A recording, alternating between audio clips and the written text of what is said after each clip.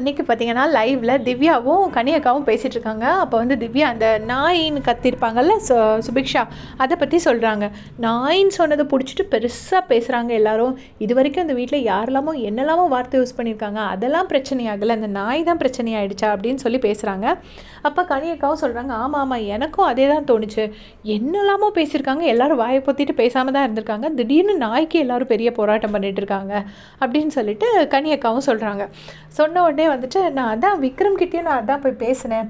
இந்த வீட்டில் பெரிய மனுஷங்க நீங்கள் தானே இருக்கீங்க, அப்போ நீங்கள் தானே எடுத்து சொல்லணும், அதுக்காக தான் நான் எல்லாரையும் கூப்பிட்டு அட்ரஸ் பண்ணேன். திவ்யா அந்த 15 பேரை கூப்பிட்டு பேசியிருப்பாங்கல்ல, அந்த இஷ்யூ பற்றி பேசுகிறாங்க. அப்போ என்ன சொல்கிறாங்கன்னா, நான் இது வரைக்கும் எனக்காக யாரையுமே கூப்பிட்டது கிடையாது, எல்லாரையும் அசம்பிள் பண்ணதே கிடையாது. என் விஷயத்துக்காக நான் ஒரு விஷயத்தை கூப்பிட்டு பேசலாம் அப்படின்னு நினச்சேன். பேசலைன்னா என்ன சொல்லுவாங்கன்னா, நீங்கள் அப்போவே ஓப்பனாக எல்லாருக்கிட்டையும் அட்ரஸ் பண்ணியிருக்க வேண்டியதானம்பாங்க. பேசலாம் என்னன்னா எல்லாரையும் கூப்பிட்டு வச்சு பேசிகிட்டே இருக்கிறான்னு சொல்கிறாங்க. எனக்கே என்ன பண்ணணும்னு தெரியல அப்படின்னு சொல்லிட்டு திவ்யா சொல்கிறாங்க.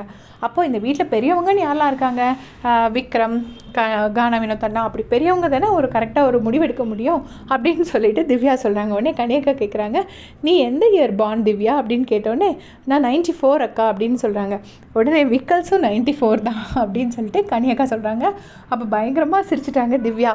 நேற்றுக்கே வந்து திவ்யாவுக்கும் விக்ரமுக்கும் இது நடக்கும்போது அப்போவும் திவ்யா சொல்லியிருப்பாங்க, நீங்கள் தானே பெரிய மனுஷன்னு இருக்கீங்கன்னு சொல்லிட்டு. விக்ரமோட ஃபேஸ் அப்படியே வளரி போச்சு. அதுக்கப்புறம் ஆனால் அவர் எதுவுமே சொல்லலை, எனக்கு ஏஜ் கம்மி தானே அப்படி எதுவுமே அவர் சொல்லலை. அவர் அப்படியே விட்டுட்டார். பெரிய மனுஷன் திருப்பி திருப்பி சொல்லியிருப்பாங்க. அது இன்றைக்கி வந்து கனியக்கா சொன்னோன்னே, ஐயோ சாரிக்கா எனக்கு தெரியவே தெரியாதுக்கா, நான் இந்த வீட்டுக்குள்ளே வரும்போது அவர் தானே எல்லாத்துக்கும் ஒரு ப்ராப்ளம் சால்வர், ஒரு அந்த மைண்ட் வைஸ் ரொம்ப மெச்சோர்டு அப்படிங்கிற மாதிரி ஒரு பேர் இருந்துச்சு, அதனால நான் அவர்கிட்ட அப்படி சொல்லிட்டேன் அப்படின்னு சொன்னாங்க. ஸோ இதே மாதிரி அப்படியே செஞ்சுக்கிறதுக்கு சேனல் சப்ஸ்கிரைப் பண்ணிக்கோங்க. தேங்க்ஸ் ஃபார் வாட்சிங்.